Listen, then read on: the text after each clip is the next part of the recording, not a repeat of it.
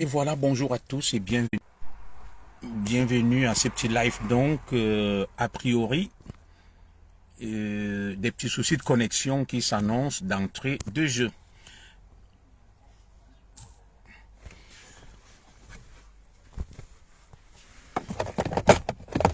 Excusez-moi, je suis en train de planter le décor. Alors, il est donc 12h35 en France, probablement 12h passées 35 minutes à Ekalan Vous savez, j'ai décidé de prendre un temps de recul et de ne plus être omniprésent sur le virtuel. Toutefois, je vous avais promis que de temps à autre, je pouvais faire des petites sorties. Et je vais donc faire cette petite sortie qui va pas durer, qui n'ira pas au-delà d'une demi-heure. C'est vrai, j'ai l'habitude de l'annoncer, de dire que je ferai des petits lives qui vont pas durer, mais au final, ils finissent par durer. Et je sais que beaucoup m'ont cherché sur le virtuel depuis un bon bout et ne m'ont pas vu. Alors, je salue mes nombreux followers disséminés à travers le monde. Et j'ai fait une petite vidéo ludique l'autre jour pour vous rassurer que tout allait bien. Et le lendemain, j'avais promis faire une sortie puisque j'ai été interpellé par bon nombre de mes compatriotes sur l'affaire dite des routes, je crois, des seigneurs, les routes des seigneurs après les routes des chefferies. Aujourd'hui donc, malgré ma diète virtuelle, je vais devoir aborder vite fait un petit sujet et ceux qui me suivent en différé auront le temps de me suivre parce que ma finalité sur le virtuel ou mon but ou mes objectifs, c'est pas en termes pécuniaires pour gagner de l'argent.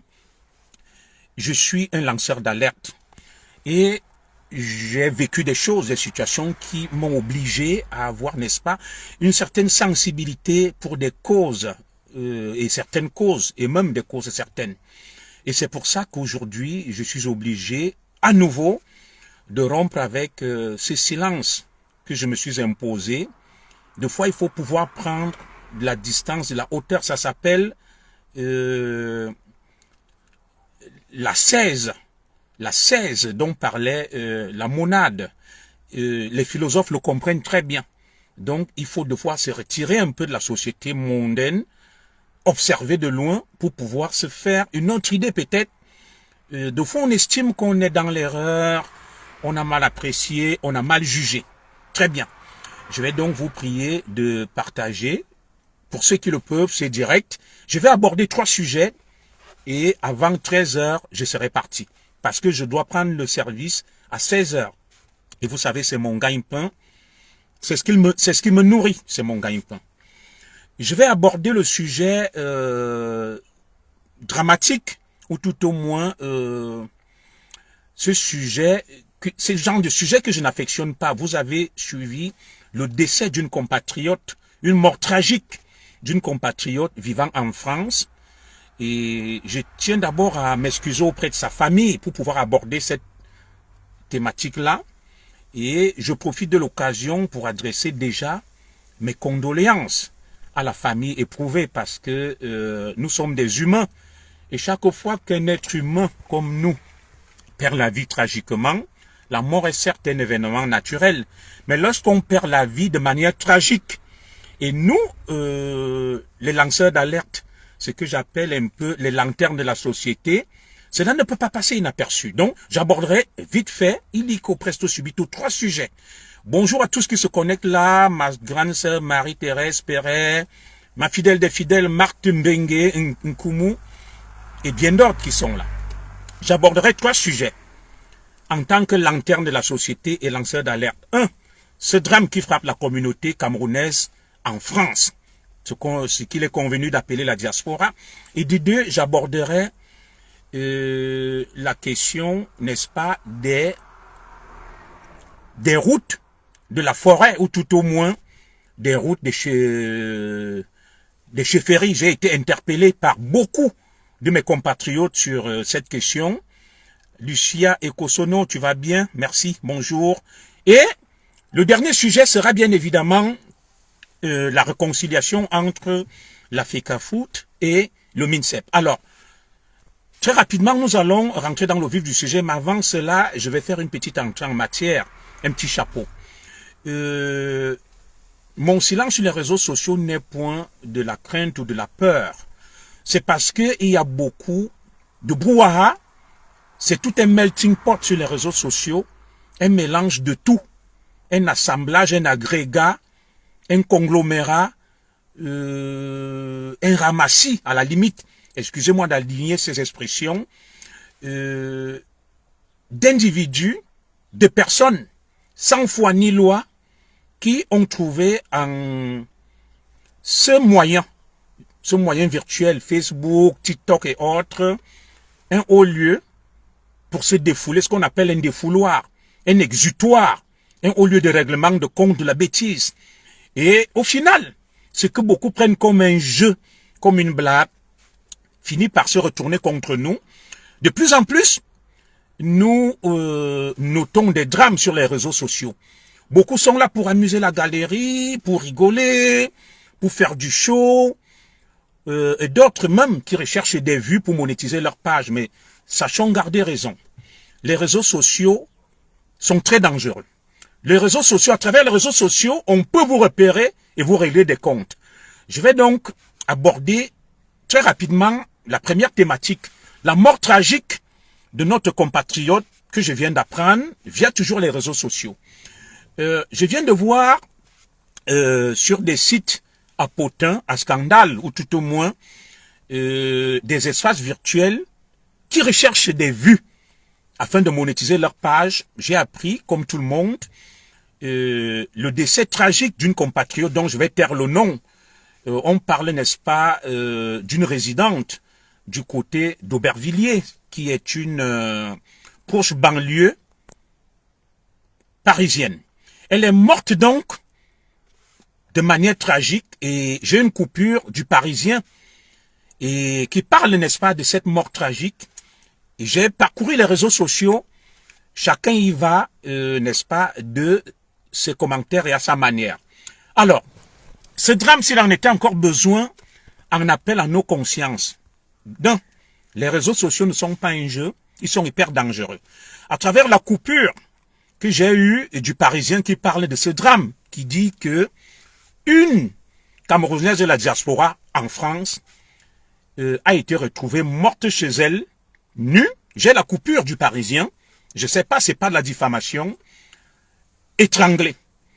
Et certains espaces virtuels à scandale essayent, n'est-ce pas, de relayer cette information de manière sensationnelle, sans pudeur, sans respect. Et moi, je ne vais pas rentrer dans ces détails. Je suis une lanterne. Je suis un lanceur d'alerte.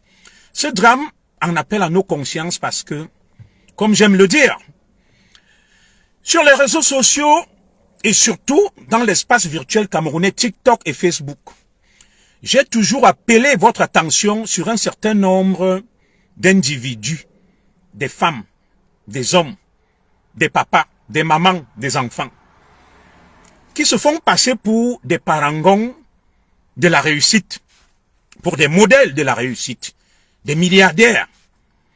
Ils vantent leurs biens, leurs richesses. Vous savez, Madame Zogo, je l'ai déposée là où elle travaille. À 6h30, elle devait commencer à 7h, elle rentrera chez elle à 20h. Moi, je vais commencer là. À 15h, je rentrerai à 23h chez moi. Ma fratrie, ma progéniture est à l'école. D'autres sont en formation. Alors, vous ne verrez jamais où les Camerounais gagnent leur vie. Ils sont sur Facebook, sur TikTok à longueur de journée. Ils vantent leurs richesses, ils vantent leur grandeur, ils vantent leurs biens. Au pays, ils ont des immeubles, ils ont ceci. Je ne profite pas de ce drame, je ne suis pas cynique. Je ne suis pas cynique. Alors, pose-leur une question. Que faites-vous dans la vie? Que faites-vous dans la vie? Comment gagnez-vous votre vie? Ils ne te le diront jamais. Nous sommes tous collectivement responsables de ce genre de drame qui se multiplient. Tout simplement parce que le paraître, le m'as-tu vu, nous avons érigé en héros sur les réseaux sociaux des paresseux, des feignants, à la limite même des flibustiers, des gens à la moralité douteuse, qui sont des héros, affublés de grands titres et de grands noms. Ils sont sur Facebook, TikTok à longueur de journée. Ils exhibent leur pseudo-richesse, leur bonheur, leur bien-être, et que sais-je encore. Des gens qui, en réalité, je salue, oh là là, ma coordonnatrice, Madame Chapuis, la belle. Alors, Madame Chapuis, qui est ma coordonnatrice, qui m'a beaucoup formé sur le champ politique, m'a donné beaucoup de conseils. Et j'ai compris, c'est même par rapport à elle que j'ai pris du recul sur les réseaux sociaux, que nous y allons avec notre âme, avec toute notre force. Voilà donc la vie du paraître. J'ai vu cette compatriote danser sur des vidéos, se faire acclamer. C'est bien la bonne humeur, la joie. Nous tous, nous allons partir un jour. La mort, personne n'est éternel. Alors, ce qui se raconte autour de cette disparition me scandalise. Je suis choqué. Alors, certains racontent des histoires de règlement de compte, une tontine qu'elle aurait bouffée, des gens l'auraient piégée. D'autres disent que elle aurait abusé, je donne pas de nom. Je donne pas de nom. Elle aurait abusé quelqu'un et c'est un règlement de compte. D'autres parlent du piment, ça va dans tous les sens. Moi, en tant que lanterne, en tant que pédagogue, en tant que lanceur d'alerte, j'appelle l'attention des uns et des autres sur cet exhibitionnisme qu'il y a sur les réseaux sociaux. Sachons garder raison. Le bonheur, c'est l'abord, c'est bâti. On ne gagne pas sa vie par un coup de baguette magique. Vous connaissez des gens ici qui travaillent, qui bossent dur. Donc ma coordonnatrice qui est là comme moi. Ils sont venus en Europe, elles ont fondé des familles, elles ont un parcours de vie. Quelqu'un est sur Facebook, on va toujours le voir. Il est en Papouasie, Nouvelle-Guinée. Il est en Nouvelle-Zélande. Il est à Conakry. Ils font des selfies. Ils rigolent. Ils montrent leurs biens. Des immeubles, des richesses, des biens matériels, des habits. Ils sont invités dans toutes les fêtes, dans toutes les soirées. Tu te poses une question. À quel moment ils travaillent pour gagner leur vie? À quel moment ils s'occupent de l'éducation de leurs enfants? Qu'est-ce qui leur procure toute cette richesse? On rivalise d'adresse sur Facebook. J'ai construit un immeuble. J'ai des biens. Mais tu ne les verras jamais. Jamais te dire, je suis en train d'aller travailler. Voilà ce que je fais pour gagner ma vie. J'ai attiré votre attention dessus, que faites attention. J'ai lancé des challenges ici. J'ai baptisé cela le challenge de Komamougou. De Komamougou est un exemple. Pourquoi? Il va toujours te dire, je fais dans la soudure. Tu le vois en train de charbonner, de travailler pour gagner sa vie.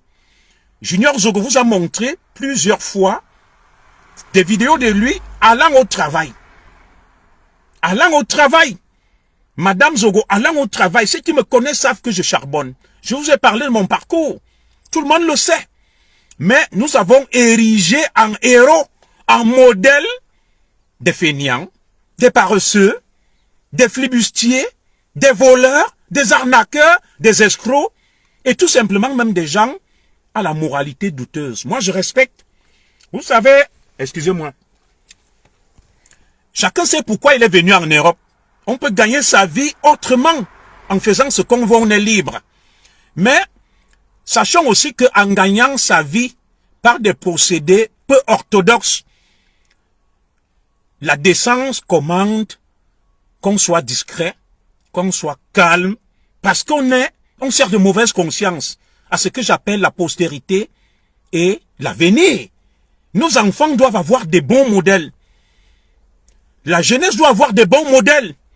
Le modèle, c'est celui qui se lève, qui fait un effort, qui mène une vie honnête.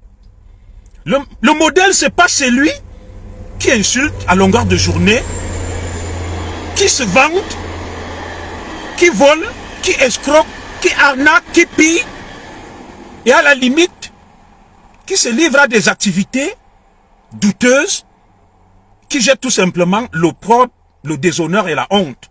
Je ne les juge pas, je respecte, mais je vous dis, La décence commande la discrétion. Lorsqu'on mène une vie dissolue, lorsqu'on mène une vie dissolue, en bon français, je ne vais pas être blessant, j'utilise des euphémismes. Lorsqu'on mène une vie dissolue, lorsqu'on est un flibustier, lorsqu'on a une moralité douteuse, nul n'est parfait, moi-même je ne suis pas parfait. La décence veut qu'on soit discret, qu'on se taise. On ne peut pas être un arnaqueur, on vient se vanter sur Facebook, faisant croire aux gens qu'on a réussi.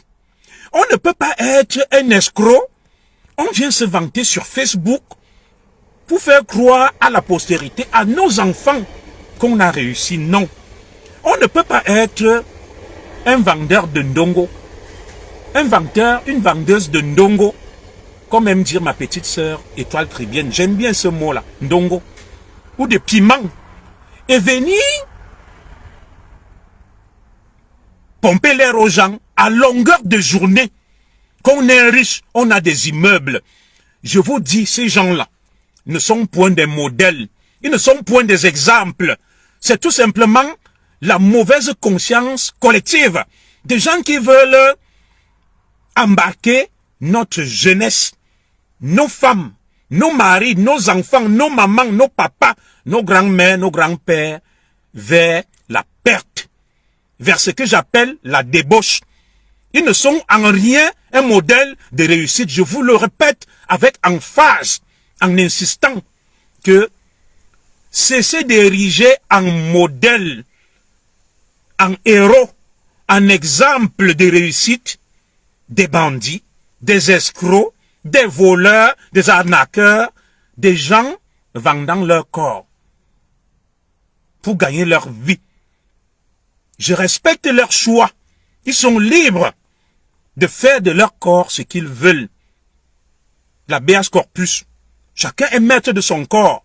Mais nous aussi, nous sommes sur la sphère publique en tant que lanterne de la société. En tant que lanceur d'alerte, je ne peux me taire face à de telles dérives. Oui, des drames qui se multiplient. Voilà, on va perdre des compatriotes dans des conditions tristes, qui ont fait des efforts pour venir ici.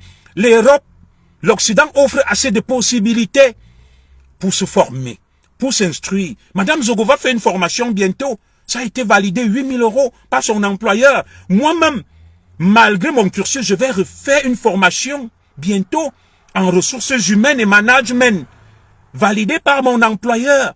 Près de 8 000 €. C'est la formation continue, l'école en permanence, le travail, l'effort.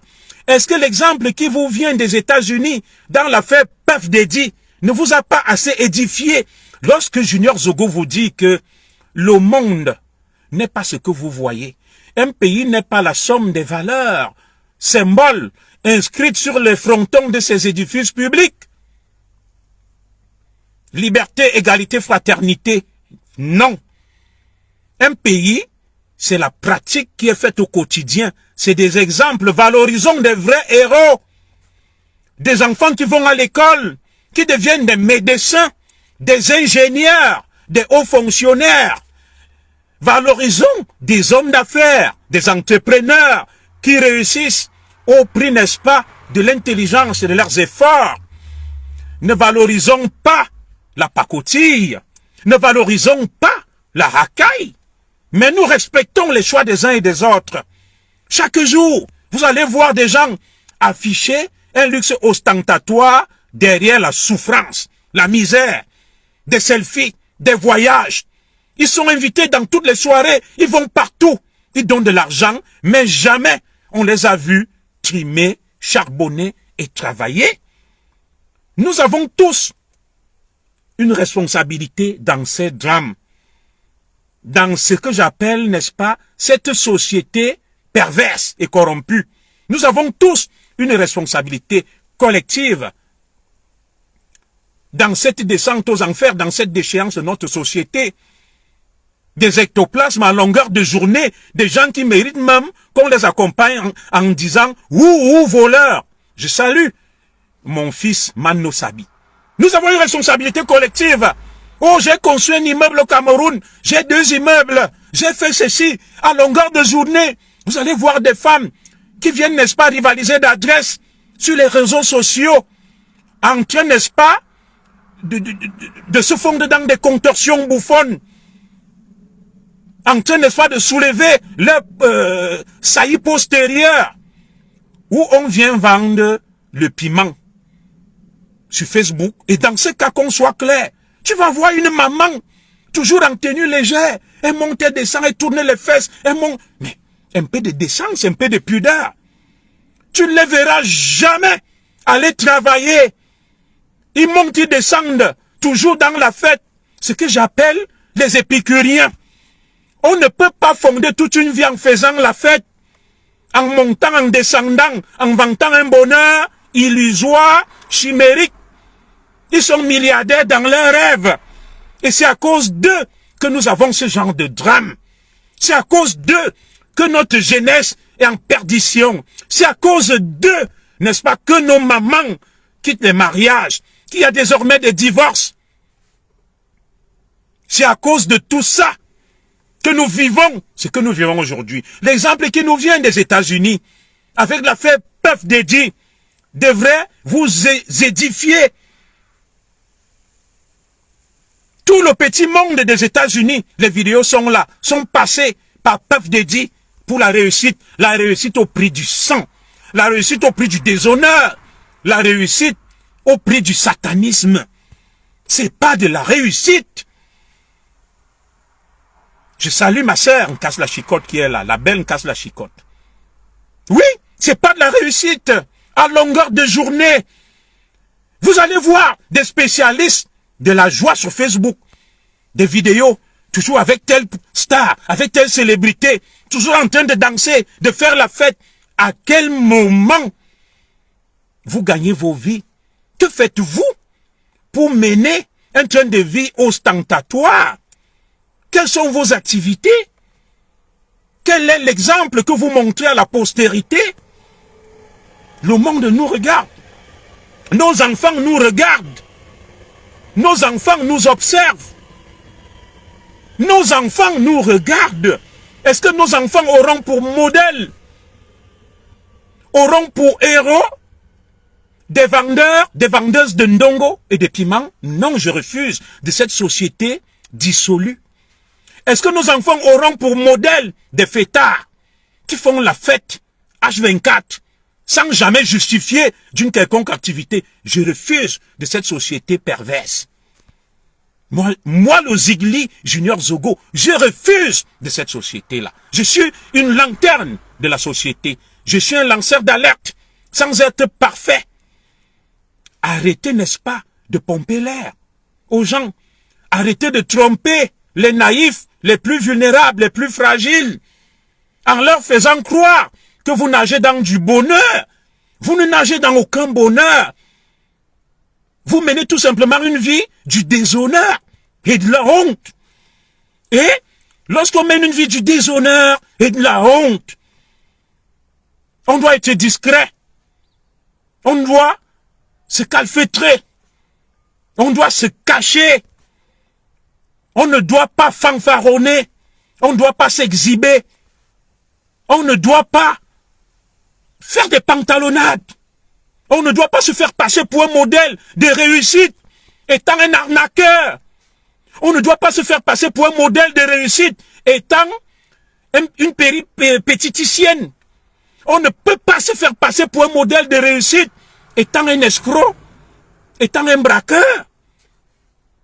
On ne peut pas se faire passer pour un modèle de réussite étant un paresseux. Quelqu'un dont on ne connaît qu'une activité. Moi, je vis dans un quartier chic, là, actuellement. Les gens sortent, ils se bousculent le matin pour aller au travail, pour gagner leur vie. Ils gardent des véhicules de luxe partout. Ils ont acheté des maisons. Ils ont un peu de tout chez eux. Ils charbonnent. Voilà des exemples. Nous avons des gens ici qui méritent de nous édifier une diaspora positive. Des jeunes médecins, des ingénieurs, des chercheurs, des entrepreneurs, des hommes d'affaires, des étudiants qui peuvent servir de boussole à cette société désorientée. Nous ne voulons plus de ces faux modèles. Nous ne voulons plus de ces contre-exemples. Nous ne voulons plus, n'est-ce pas, de ces flibustiers, de cette racaille qui corrompent les mœurs. Regardez ce qui se passe avec l'affaire Puff Daddy. Un faux succès. Puff Daddy, il a carrément embastillé toute la petite, tout le petit monde de Hollywood. Toutes les stars sont passées à la trappe. Aujourd'hui, c'est la honte. Des vidéos sortent.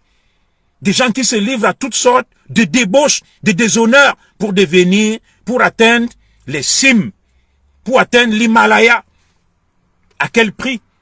Nous avons donc ce genre de drame que nous déplorons. Et nous sommes solidaires avec la famille éprouvée. Nous ne nous réjouissons pas des malheurs des autres. Non.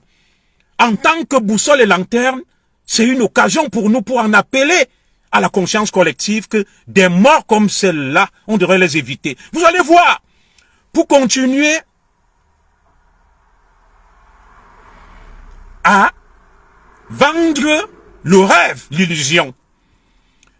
Vous qui allez dans les tontines, des gens cotisent les 3 000 euros, 4 000 euros le mois. Ils n'ont aucune activité. Ne soyez donc pas surpris que quand tu bénéficies de la tontine, qui te tendent un guet-apens, parce qu'ils savent que tu as pris 20 000 euros, parce qu'ils ont besoin de l'argent facile.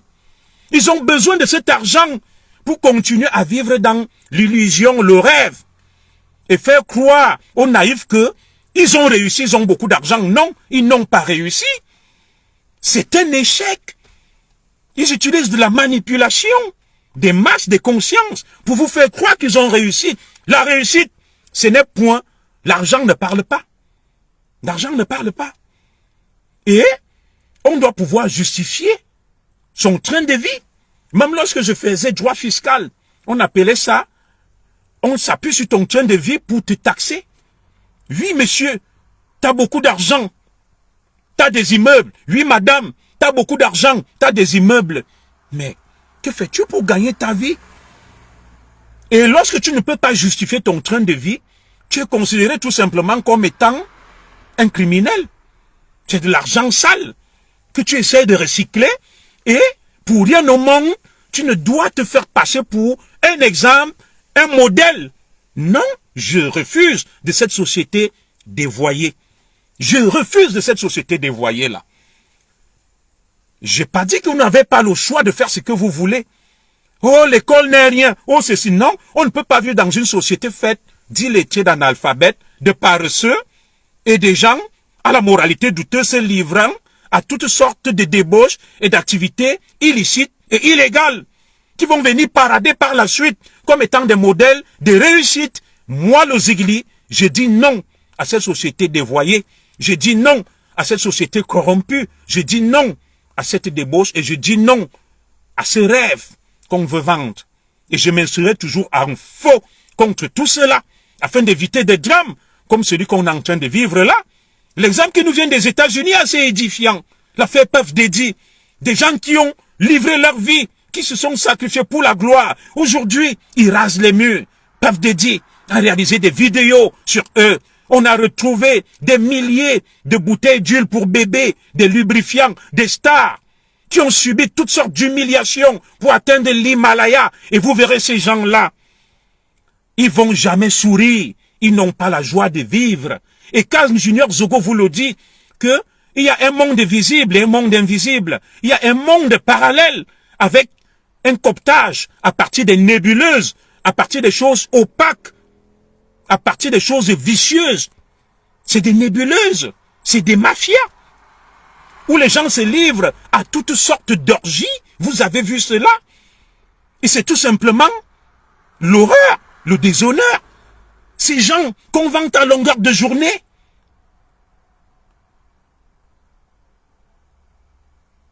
Ces gens qu'on vend à longueur de journée, qui en réalité devraient se cacher.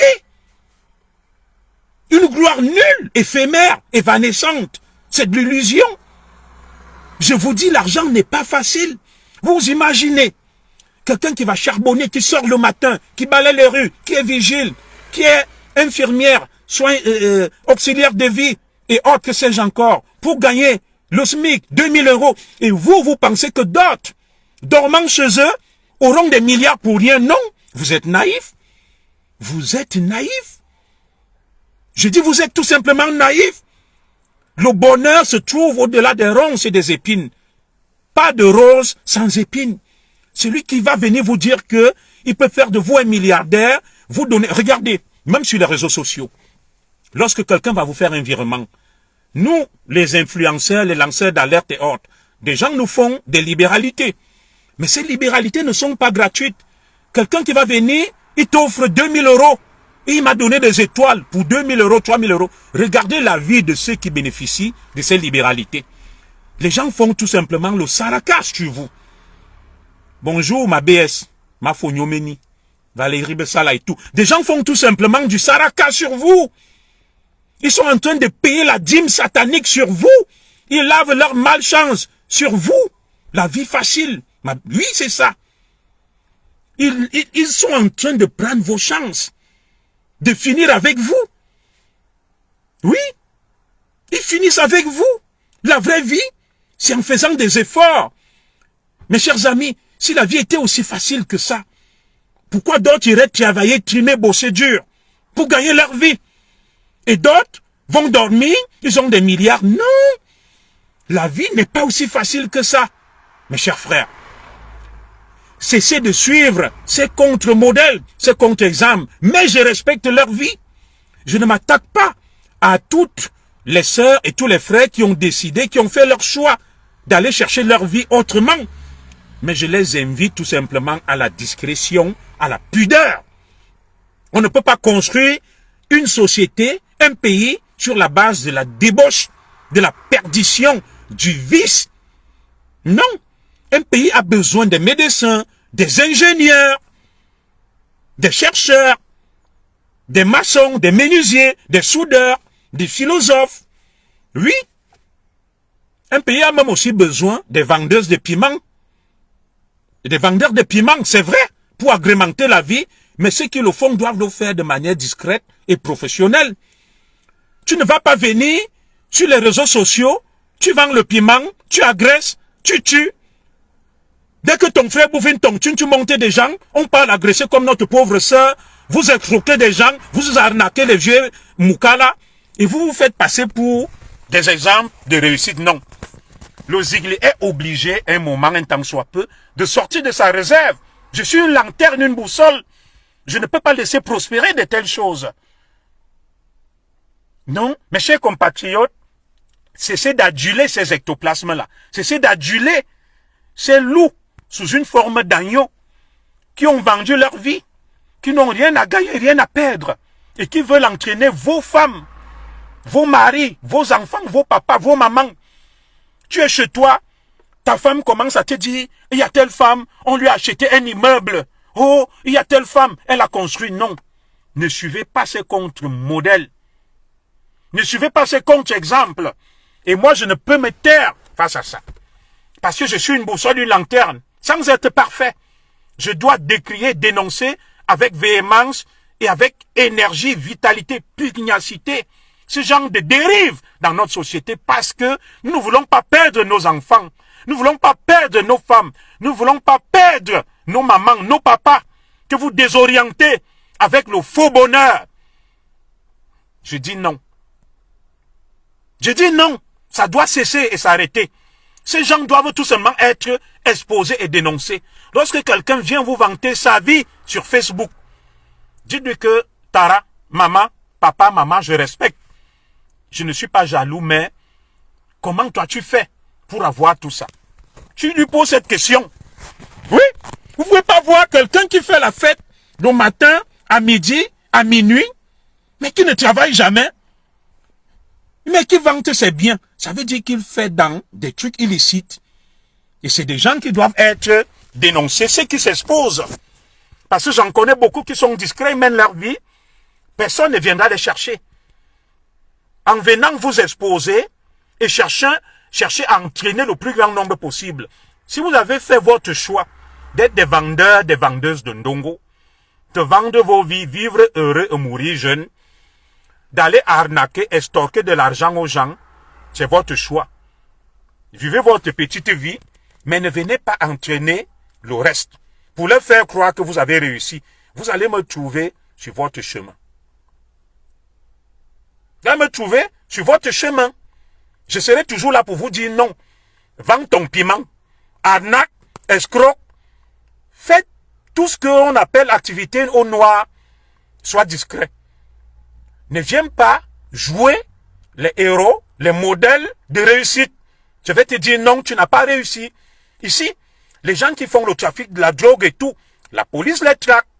Ce sont des délinquants. C'est la criminalité noire. Ce sont des délinquants. Donc, vous n'êtes pas des exemples. Vous n'êtes pas des modèles de réussite. Vous êtes des délinquants. Vous êtes des voyous. Vous êtes des criminels. Quelqu'un qui va tendre un guet-apens à son compatriote qui a bouffé une tontine. Comment l'agresseur a su que vous aviez de l'argent sur vous? C'est les mêmes qui sont avec vous dans cette tontine, qui vous vendent le rêve, qui vous font croire qu'ils ont beaucoup d'argent alors qu'ils n'ont rien. Oui, le bandit vit de quoi? Du mal. Pour entretenir son train de vie. Et vous allez toujours dire, oh, il est bon, il est riche, il a ceci. Vous les affublez de tous les titres. Le véritable titre de ces gens, c'est qu'ils sont des bandits, des voyous, des criminels. Le bandit n'est pas seulement son André. Le bandit n'est pas seulement le braqueur. Le bandit est aussi celui qui, dans l'ombre, mène des activités illicites, illégales et dangereuses pour la société. Et celui qui sert de contre-exemple, de contre-modèle. Au point où tu as l'enfant à la maison, il ne veut plus aller à l'école pour devenir médecin, ingénieur, que sais-je, menuisier, architecte. Il veut te dire, je vais être comme tel. Je vais être influenceur pour gagner beaucoup d'argent. Je veux être comme tel. Il se cache derrière ce doux euphémisme, influenceur, lanceur d'alerte, personnalité publique. Vous n'êtes aucune personnalité publique. Vous n'êtes aucune personnalité publique. Vous êtes des voyous, des criminels, des bandits de grand chemin. C'est comme ça qu'il faut vous qualifier. Et nos enfants doivent savoir que celui qui vient se vanter là, c'est un bandit. Il gagne sa vie en vendant son corps. C'est un métier sale. L'autre là, c'est un arnaqueur. L'autre là fait le tcha-tcha. L'autre là fait dans le trafic des cartes bleues. Vous devez normalement être exposé. Et dire la vérité. Moi, je ne vais plus vous laisser. Parce qu'il faut limiter des drames. En France, où on vit ici, là. Si tu viens, tu dis, je vais acheter une maison, tu ne travailles pas. On ne va pas te vendre la maison. C'est pour ça que beaucoup vivent ici. Ils ne peuvent pas. Ceux qui vivent en Europe, en Occident, savent que tu te présentes auprès d'un vendeur. D'ailleurs, des transactions en espèces, en numéraires sont interdites au-delà d'un certain montant. Tu viens, tu dis, j'achète une maison cash 1 million d'euros. Non, tu seras traqué par la brigade financière. On va te demander, qu'est-ce que tu fais dans la vie pour acheter cette maison? Qu'est-ce que tu fais dans la vie pour avoir ça? Ils viennent vous pomper l'air sur Facebook.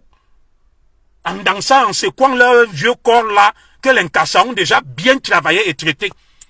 Que j'ai des immeubles, j'ai des ceci, j'ai des voitures. Ils sortent, ils boivent les Dom Pérignon, les ruinards. Avec l'argent sale. Arrêtez ça. Vite, vite, vite. Allez vous cacher. Si tu ne me montres pas où tu travailles, ce que tu fais pour gagner ta vie, cesse de venir te vanter sur les réseaux sociaux, que tu as une belle vie, tu as réussi, tu as fait ceci. Non, tu n'as pas réussi. Tu fais dans du sale. Et il faut vous dire la vérité. Voilà. Et maintenant, on va aborder le deuxième sujet. Beaucoup m'ont interpellé que, un petit commissaire Zogo, Azigli, est-ce que tu vois vraiment ce que nos frères Ngalafis nous font là? Ils sont allés là-bas, ils ont monté un projet dans la francophonie, ils appellent ça le chemin des seigneurs de la forêt, le chemin des chefferies.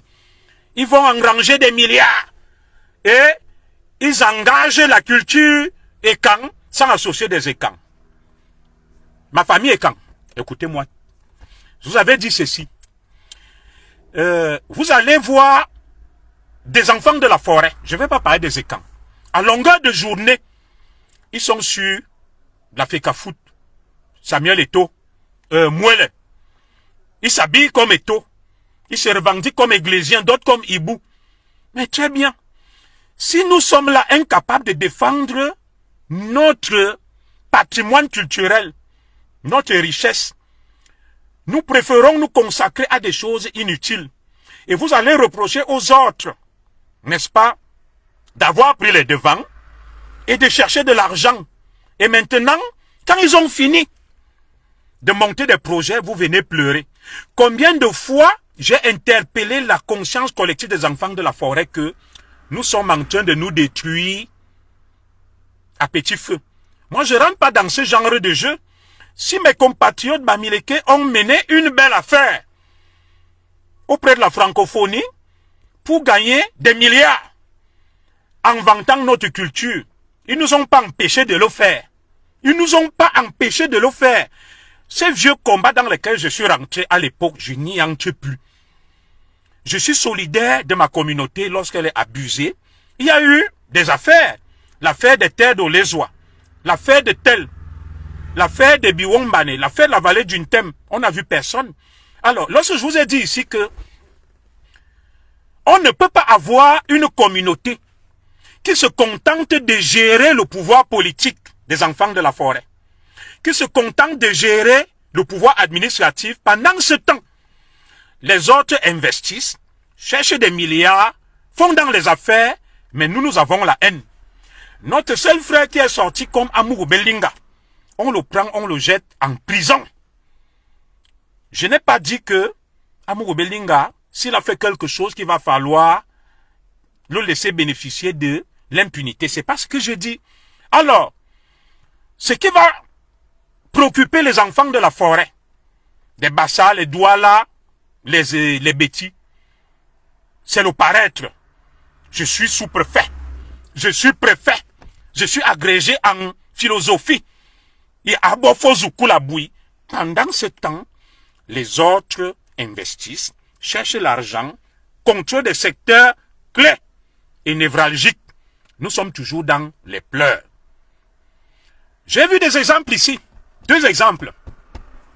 Mamiton, paix à son âme. Et notre frère Aïdjo Mamadou, paix aussi à son âme. Lorsque nos frères Bamileke se mobilisent pour cotiser de l'argent pour Mamiton, il y a eu une grosse cagnotte. Des gens commencent à crier, à hurler. Ils sont venus me voir qu'un petit commissaire. Vraiment, tu vois ça, les Bamileke, quand c'est leur frère, ils cotisent, voilà. Mais je leur ai dit que, Ababadjan, Ambotara, qui vous a empêché de cotiser pour les vôtres? Voilà Aïdjo Mamadou, voilà Mat Zambo. La meilleure façon de répondre donc à nos compatriotes Bamileke est de mobiliser aussi des fonds pour Mat Zambo, pour Aïdjo Mamadou. Vous venez pleurer auprès de moi que quand ça concerne un artiste, une célébrité de la forêt, il ne cotise pas. Mais est-ce que cela vous empêche de cotiser pour les vôtres? Cotiser pour les vôtres. Me voici ici là. On m'a enlevé où j'étais. Oh, il n'y a eu aucun écran qui s'est mobilisé. Nous bouffons les nôtres. Nous mangeons les nôtres. Nous les détruisons. Mais quand les autres nous démontrent ce qu'on appelle la solidarité, le progrès, le dynamisme, nous commençons à pleurer. Pourquoi on doit pleurer? Si mes compatriotes Bamileke ont monté un projet auprès de la francophonie, ils ne prennent pas l'argent des Camerounais. C'est l'argent mis à la disposition du Cameroun pour monter des projets. Nous aussi, nous montons des projets pour vendre notre culture. Et allons demander de l'argent et faisons profiter à nos communautés. Alors, lorsque vous voyez nos chefs traditionnels, ils n'ont rien, ils ont faim. Je vous ai dit, et je le répète, l'erreur stratégique des enfants de la forêt, des étangs, des bêtis, si je ne vous le dis pas, je ne vous aime pas. C'est quoi? Voilà Guylaine Chaput qui m'a soutenu. C'est notre belle-sœur. Elle est Bamoun. Elle a été avec moi. J'ai organisé une marche à Paris. Elle est venue. Les étangs, enfants de la forêt même ont combattu. J'ai été soutenu par des Bassa, les Ahmed Kamer, les VP, les Guilaine et autres. Oui, certains Ekans sont venus. Le plus grand ennemi même de l'Ekan, c'est l'Ekan. Nos frères Bamileke ne nous empêchent pas de monter des projets, d'être solidaires. Ne venez pas m'appeler que tu as vu ça, tu as vu ça. Lorsqu'un Ekan se plaint ici, là, qu'il a des problèmes, combien d'Ekans se lèvent? J'ai lancé des quêtes ici. Et donc, les enfants de Sami, la cagnotte a donné à peine.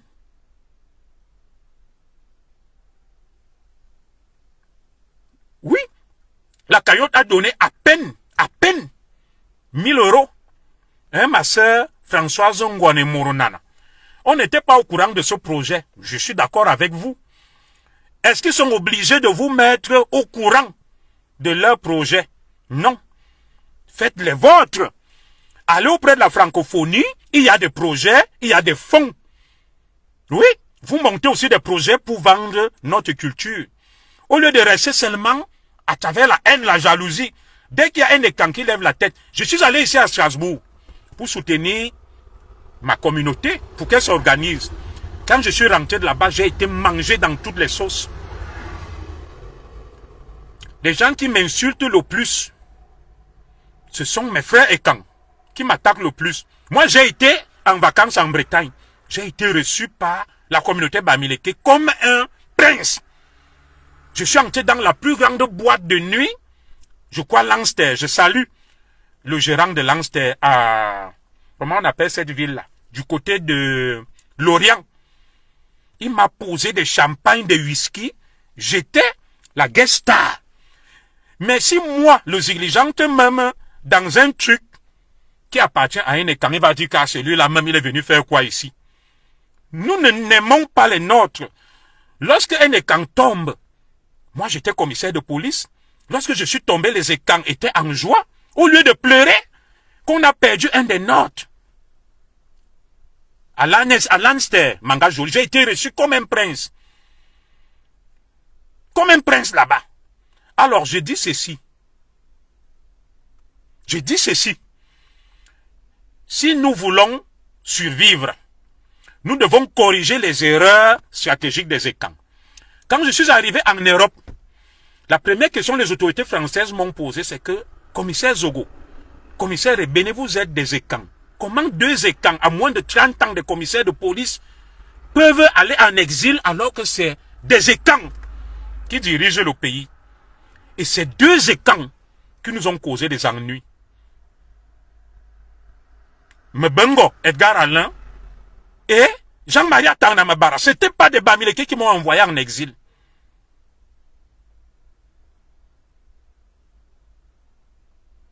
Ce n'étaient pas des Bamileke qui m'ont envoyé en exil. Alors, lorsqu'on est au Cameroun, les Ekans se vantent d'être aux responsabilités. Alors, qui vend les postes aux Bamileke? Ce sont les Ekans. Ils se contentent de jouer le mauvais rôle. Les mêmes qui leur donnent l'argent vont les exposer. On vend tout. On vend les actes. Vous pensez que les Ekans ne vendent pas les faux actes à tous les Camerounais, compris les Bamileke? Oui, ils vendent. Vous pensez que les Ekans ne prennent pas de l'argent pour nommer des Camerounais, compris les Bamileke? Oui, ils prennent. Si nous avons décidé donc de remettre de l'ordre, de contester, contestons tout.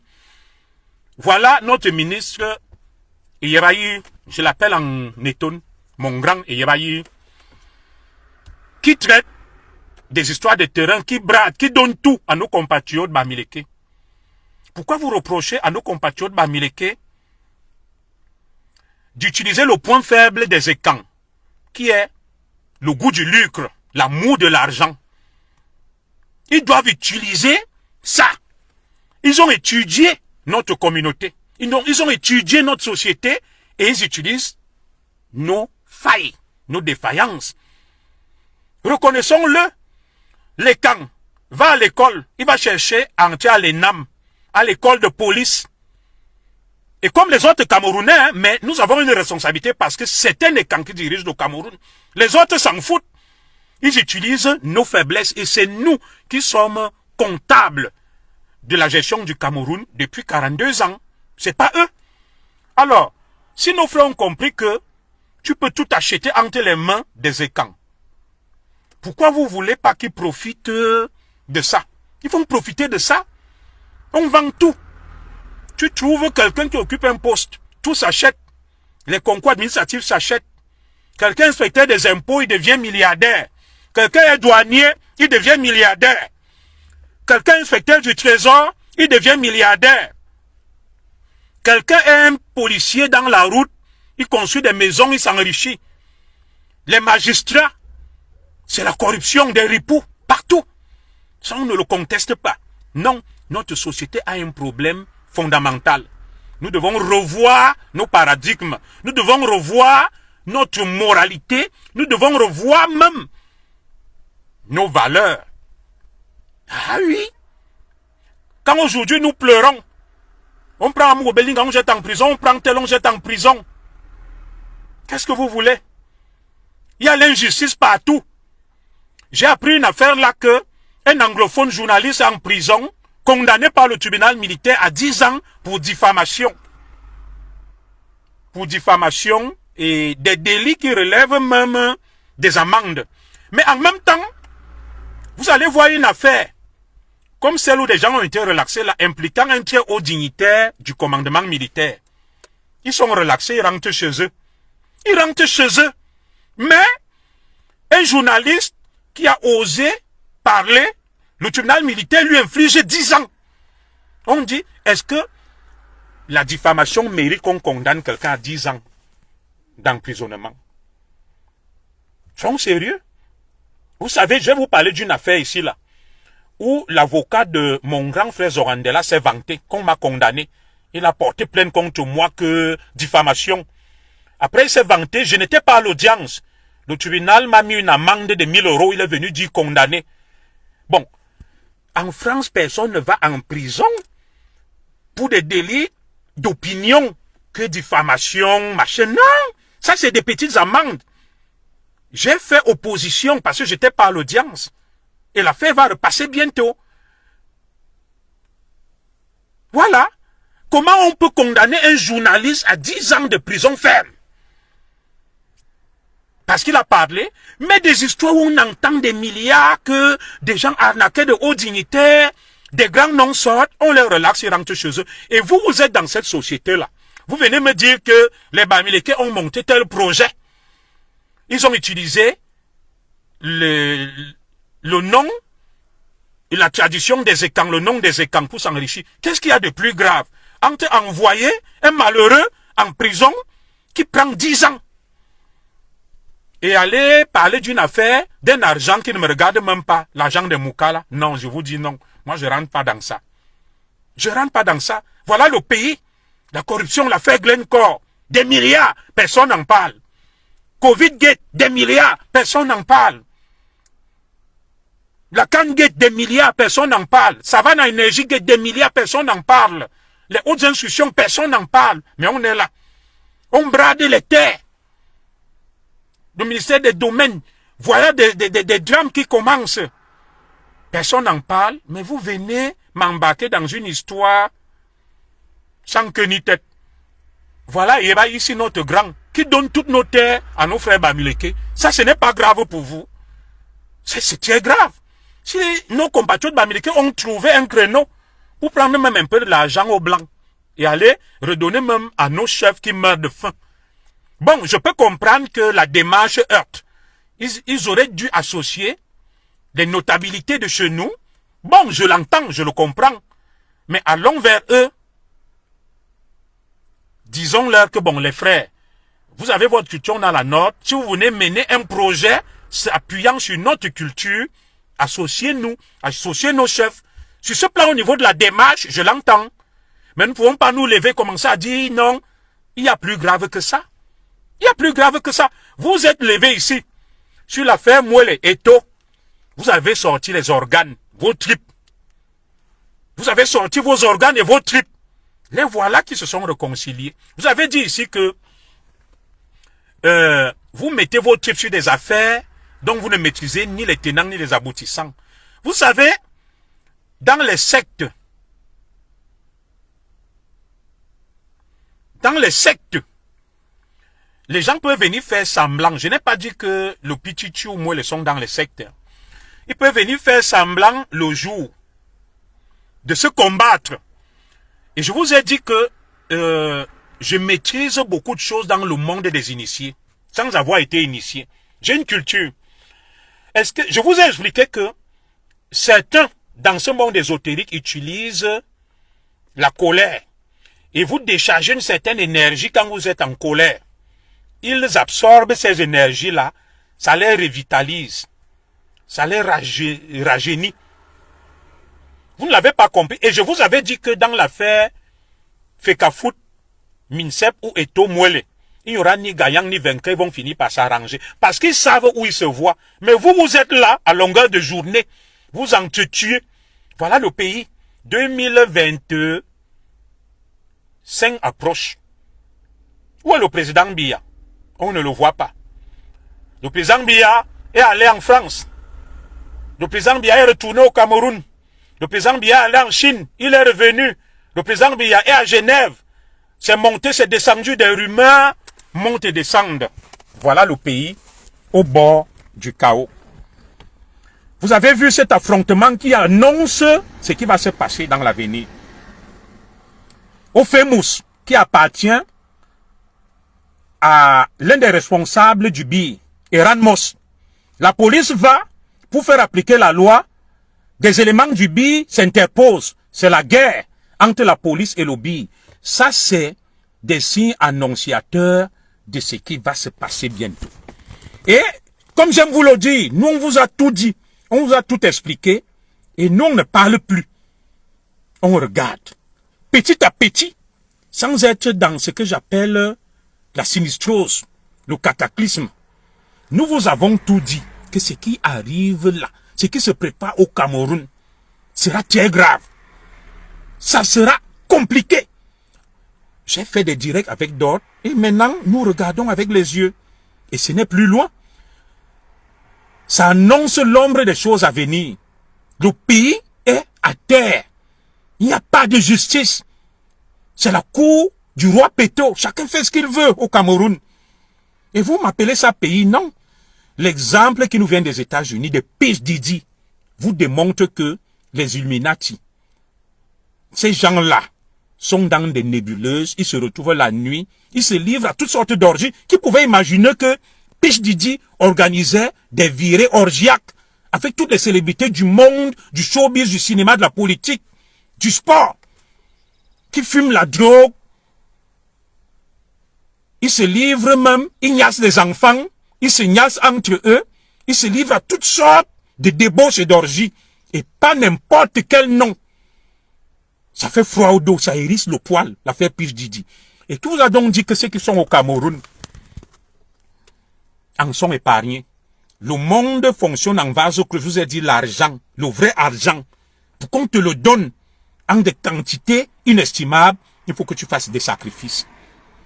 Sinon, certains n'iraient pas se tuer à la tâche et aller charbonner pour gagner le SMIC, tandis que d'autres dorment chez eux en rangée des milliards. Vous devez comprendre, sauf à être naïf. Pour atteindre les cimes, les sommets, il faut faire des sacrifices. Et chez ces gens-là, il y a ce qu'on appelle la loi du silence, l'omerta, la solidarité de frères, la mise en scène. Quand ils seront devant vous, ils vous appellent les profanes, les néophytes. C'est un peu comme deux sorciers. Vous voyez, les sorciers, la nuit, sont amis. Quand ils se retrouvent le jour là où il y a une cérémonie, ils font semblant de lutter, de s'insulter, de se combattre, cherchant les profanes, les naïfs. C'est exactement ce que ces gens font. Ils sont du même clan, de la même équipe. Ils savent ce qu'ils font. Ils savent ce qu'ils ont donné en sacrifice. Vous venez me montrer la vidéo du ministre qui marche comme une femme. C'est vous que ça surprend. Le monde ne fait que de ça.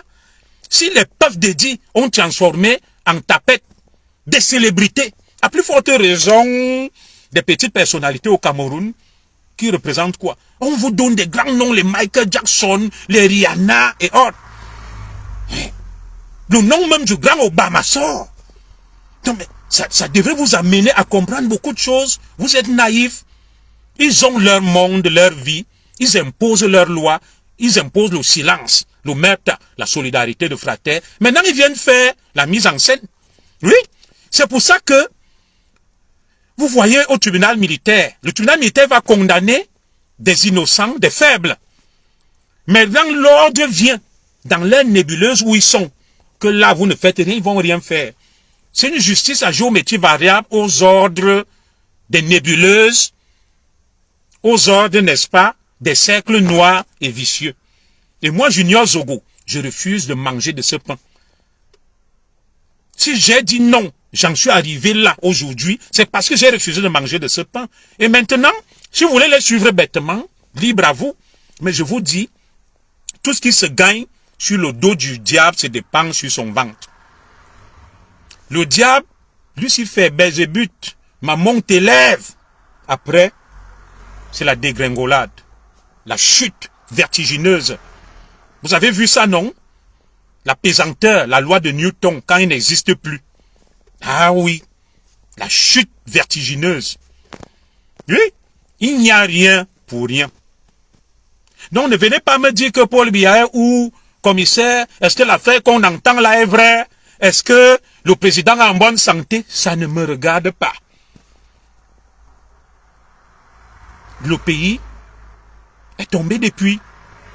Et, comme vous êtes des naïfs, nous nous acheminons tout simplement vers la fin. Tout ce que vous voyez là, c'est la fin. Tous le savent. Ils se sont préparés et ils attendent le signal. C'est tout. C'est tout. Et je vous ai dit que tous ceux qui ont évolué de cette manière, la fin de l'histoire est pareille. Elle est pareille. Il n'y aura pas de miracle camerounais ou d'exception camerounaise. On ne peut pas gérer un pays sur la base du flou, des injustices, des brimades et de toutes sortes de ce que j'appelle incurie et d'incompétence. Des gens inhumains, des gens sans foi ni loi, des gens sans éthique, sans vertu, qui se réjouissent du malheur des autres. Un pays où des bandits, des délinquants, des criminels condamnent des innocents, livrent en pâture des innocents et se font passer pour des patriotes, des super Camerounais. Ce genre de pays ne peut pas prospérer. Je vous ai dit que tant qu'il y aura des Camerounais à l'étranger en exil qui se plaindront des injustices, c'est une espèce de malédiction. Chaque Camerounais qui meurt mécontent de son pays à l'étranger, c'est une malédiction pour le Cameroun. Et pour stopper ça, il faut réconcilier les Camerounais, faire rentrer tout le monde chez lui et faire la paix. Vous voyez ce qui se passe en Extrême-Orient, au Moyen-Orient, ou disons au Proche-Orient. Pour nous les croyants, le peuple de Dieu, factuellement, c'est Israël. Là où Jésus-Christ est né, Bethléem. Quand on vous parle de cette guerre, la Béthanie et tout, lorsqu'on sacrifiait Jésus-Christ, je crois que c'était soit Ponce Pilate, on dit c'est laver les mains, il a demandé, bonjour à toi ma grande sœur Angélique Amougouke, est-ce que vous acceptez qu'on tue cet innocent? Ils ont dit à l'unanimité, oui. Nous acceptons non seulement qu'on le tue, mais que son sang retombe sur nous et sur des générations entières. C'est la même région où vous voyez les armes parlent là. Quand vous entendez Tchahal, l'Iran, le Liban, les zones là, c'est là où on disait les Bethléem, les Tyr, les Frates, le Jourdain, c'est là. C'est cette malédiction là. Ils ne seront jamais en paix. Parce qu'ils ont versé le sang de leurs, parmi lequel le sang du Messie, du Sauveur de l'humanité. Il n'y aura pas de paix là-bas. Hérode le Grand, merci, Duplex. Hérode, il a dit, vous acceptez vraiment ça? Ils ont dit, on accepte. Que son sang retombe sur nous, nos enfants et nos arrière-petits-enfants, jusqu'à la 25e génération. C'est ça. Donc le Cameroun ne connaîtra jamais la paix, la tranquillité, la prospérité, tant que des enfants du Cameroun seront morts à l'étranger, seront en exil, auront vécu des injustices. La fin sera difficile et tragique. Ce dont le Cameroun a besoin, c'est d'une pacification, d'une réconciliation, qu'on repart les injustices. On dit tous les enfants du Cameroun, nous vous demandons pardon, c'est le pays, la terre de nos ancêtres, rentrez chez vous. Pardonnez-nous. Faisons la paix. On s'embrasse. On fait une grande fête. On mange, on boit. Si on peut réparer ce qu'on a pu causer comme tort, on repart. Et on repart sur de nouvelles bases. Mais tant qu'il y aura des injustices, le sang des Camerounais qui réclament justice, morts et tués par certains qui sont là, qui se font passer pour des saints, alors que leurs mains sont imbibées de sang, malheureusement, le Cameroun ne connaîtra ni la paix, ni la tranquillité. Vous pouvez dormir en paix. Que je suis magistrat, je suis colonel, je suis général, je suis commissaire, je suis inspecteur des douanes des trésors. L'affaire de Zogo là, c'est un petit bavard sur Facebook. Zogo qui va mourir à l'étranger, le sang de Zogo va réclamer justice. Et le Cameroun sera hanté. Les enfants du Cameroun qui vont mourir à l'étranger comme la Piro de Mbanga et autres, il faut rapatrier les corps comme Amadou Ahidjo. Faire des rituels, une cérémonie. Réconcilier les Camerounais. C'est pas pour rien que les enfants vont sur les tombes des ancêtres, des parents. Ils vont prier et demander pardon. Le sang des Camerounais versé sans qu'ils n'aient obtenu justice. Les Camerounais morts à l'étranger, hors de leur terre natale. C'est pour ça que la Bible dit, ne prive pas quelqu'un de sa terre, de son pays. C'est la malédiction que tu portes. Vous déportez des Camerounais qui quittent leur pays, qui vont en exil. Et vous pensez que vous allez avoir la paix là. Il n'y aura pas de paix. C'est ces esprits démoniaques qui vous hantent, qui vous hanteront.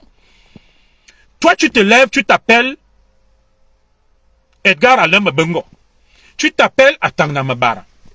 Tu revoques de la police Junior Zogo. Âgé de moins de 30 ans, et Benabel au pôle Kerning Kerbaï, mort, perd son âme. Tu dis, les 3 commissaires ont pris 1 million à une journaliste occidentale. Toi-même,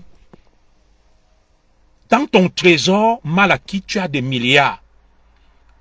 Comment penses-tu que tu peux vivre en paix et avoir la paix, la tranquillité, parce que tu as sacrifié des innocents alors que toi-même, tu es un criminel. Donc, ni Mbengo, ni Atangmabara n'auront jamais la paix tant que Kerbaï qui est mort n'aura pas obtenu justice, lui et sa famille, ses enfants, ses veuves. Donc, le Cameroun a encore intérêt, alors que nous sommes vivants et bénis, Albert Léopold Junior Zogo et d'autres enfants du Cameroun, victimes d'injustice qui ont quitté le Cameroun, de réparer ça, tant que nous sommes encore vivants. De nous dire, ce que vous avez subi est inacceptable que toi, Zoran Mongo, âgé de moins de 30 ans, ayant fait tes études, tes parents se sont sacrifiés, et Béné et d'autres, Kerbaï et d'autres. Quelqu'un vient, il pille le pays, mais il vous sacrifie et vous allez en exil, ils n'auront pas la paix. Parce que Kerbaï qui est mort là, il a laissé des enfants, des parents, une femme, une famille qui réclame justice. Dans sa tombe, il réclame justice. Et Mbengo, Atangmabara, qui ont provoqué cette injustice, les enfants vont subir ça jusqu'à la 10e génération. S'ils ne partent pas demander pardon à la famille de Kerbaï. Donc ils ont intérêt, tant que nous sommes vivants, moi Zogo et Béné, les Lapiro de Mbanga et d'autres morts ici, mécontents d'arranger ça. Et s'ils n'arrangent pas, vous serez surpris que le mal prospère au Cameroun, on ne comprend même pas où va le pays. Venez me demander quoi le président Paul Biya. Le président Paul Biya est là où il devrait être. À travers sa manière de gérer le pays, il est là où il devrait être. Et il subit, sans me réjouir, ce qu'il devrait subir. Sans me réjouir, nous tous nous arriverons là. Parce que on ne peut pas te confier un pays. Tu laisses certains abuser d'autres. Et tu es content, et toi tu crois que ta fin sera bonne, tes enfants vont... Non, ils vont pas prospérer parce que les enfants des autres ont subi. Les enfants des autres ont subi, donc tes propres enfants vont aussi subir. Les enfants de tes enfants vont subir. Jusqu'à la 10e génération, comme Israël le subit là. Israël ne sera jamais en paix. Je ne suis pas pro tel ou tel, mais ils seront jamais en paix parce que ils ont fait subir les leurs. Et ils récoltent ce qu'ils ont sémé. Et c'est comme ça, c'est une loi de la vie. C'est une loi de la vie. Donc faisons du mal aux autres Buvons, mangeons, on est content. Aka, Zogo est parti là-bas. Nous, on est des commissaires divisionnaires. Je suis directeur de la police des frontières. Je suis directeur de la police judiciaire. Je suis délégué provincial. Moi aussi, j'aurais pu être à ce stade. Mais vous, vous n'êtes pas indigné. Vous n'avez pas dit non. Vous continuez à vivre dans l'indifférence et vous allez subir. Vous aurez la même fin que ceux qui cautionnent le mal, l'injustice et qui ont tué injustement, qui ont sacrifié injustement. Nous les autres aussi, nous vous maudissons que vous n'aurez jamais la paix et la tranquillité. Parce que nous, vous nous avez livrés en pâture. Vous nous avez privés de nos pays, de la terre de nos ancêtres. Vous en serez aussi privés. Et si vous n'en êtes pas privés, vos enfants, vos arrière-petits-enfants, sur 10 générations, vont subir ce que nous subissons. Ça s'appelle le karma. Ça s'appelle le karma, c'est simple. N'allez pas chercher midi à 14 h, la loi du karma. Qui tue pas à l'épée, périt pas à l'épée. Tu fais subir l'injustice aux gens, tu la subiras, tes enfants la subiront, tant que tu ne vas pas faire un rituel pour désorciser le mal. Que j'ai fait du mal, j'ai versé le sang. Je veux que cette malédiction s'arrête. Je viens demander pardon à la famille de Kerbay. Je viens demander pardon à la famille de Zogo. Je viens demander pardon à la famille de Béné, de la Piro de Mbanga, de Pius Ndiawe, de Monseigneur Bala, de Martinez Zogo et autres. Vous ne connaîtrez jamais la paix. Vos enfants ne connaîtront jamais la paix. Des générations entières chez vous ne connaîtront jamais la paix et la tranquillité. Vous êtes fiers là que à Zogo, ça fait du mal. Ça fait mal à ma pauvre mère, à mon père, à mes frères et sœurs qui comptaient aussi sur moi, qu'ils avaient un commissaire dans leur famille. Toutes mes classes sont aujourd'hui divisionnaires, aux responsabilités, et ils n'étaient même pas plus méritants que moi à l'école. Ce n'est pas la frustration ou l'aigreur, mais je dis, on ne peut pas se réjouir des injustices, se taire face aux injustices et croire qu'on va avoir la paix. C'est une paix apparente. C'est un bonheur apparent. Et la fin de tous ceux qui cautionnent l'injustice, qui commettent le mal et qui cautionnent le mal, c'est une fin tragique. Et des générations entières de leur descendance, de leur postérité, connaissent une fin tragique. Je vous explique la loi du karma. Posez-vous une question. Pourquoi certains font des accidents, ils meurent, des bébés, ils subissent même des maladies, ils meurent jeunes, c'est le karma. D'autres vieillissent, c'est le karma. D'autres même vieillissent, mais en fait du mal dans la souffrance, qui veut même la mort, ils n'arrivent pas à mourir. Donc continuons. On est joyeux, on profite des biens des Camerounais, alors que ce Cameroun appartient à tous les Camerounais. Nos ancêtres se sont sacrifiés pour nous tous. Mais certains se croient propriétaires du Cameroun. Ils connaîtront une triste fin. Donc ne me demandez pas qu'est-ce qui ne va pas, où est le président Biya. Je souhaite longue vie au président Biya. Je souhaite bonne santé au président Biya. Mais malheureusement, la fin sera celle que tous ceux qui ont fonctionné de cette manière ont connu. Le souverain a le devoir de veiller sur la justice, de protéger tous ces sujets. Nous sommes tous les sujets du souverain Paul Biya, le président de la République. Oui, mais il ne peut pas choisir certains, il les laisse faire et d'autres subissent. Non. Cautionner l'injustice fait de toi un homme injuste. Je suis clair là-dessus. Voilà. Donc, vous qui venez donc me voir que le combat, les Bamileke nous arrachent tout. Ils vont tout arracher. Si c'est le karma que nous, les Bétions, on doit subir, on va le subir. On sera même appelé à vivre en permanence en guerre. Parce que le Cameroun est une mosaïque de plus de 250 ethnies. Pourquoi cette focalisation sur les Bétis? Sur tel? Comme j'aime vous dire, au Cameroun, il n'y a pas que les Bamileke et les Bétis. Il y a plus de 250 communautés. Alors, si ça se passe entre nous deux, ça veut dire que nous devons revoir notre fonctionnement, nos valeurs. Est-ce que nous continuons à promouvoir des valeurs ancestrales liées à la justice, au respect de la vie, au respect des pauvres, à la protection des plus faibles? C'est juste des questionnements. Et moi, j'ai pas de réponse. Si nous cautionnons le mal, nous cautionnons toutes sortes d'injustices, nous sommes pervers et corrompus. Malheureusement, notre civilisation va disparaître. Comme beaucoup de civilisations qui sont appelées à disparaître, d'autres qui ont disparu parce que des gens ont basculé dans le vice, l'horreur, l'immoralité. Nos ancêtres ne nous ont pas dit qu'un homme doit aller avec un homme, une femme avec une femme, ou bien une femme avec un animal, un homme avec un animal, ou bien un papa va niaise des enfants. Ce sont des valeurs antinomiques à notre anthropologie. Et dès lors que nous promouvons ce genre de valeurs, si on les promeut, on est appelé à nous désagréger, à disparaître. Alors, n'allons pas voir les conséquences de nos actes. Voyons plutôt les causes.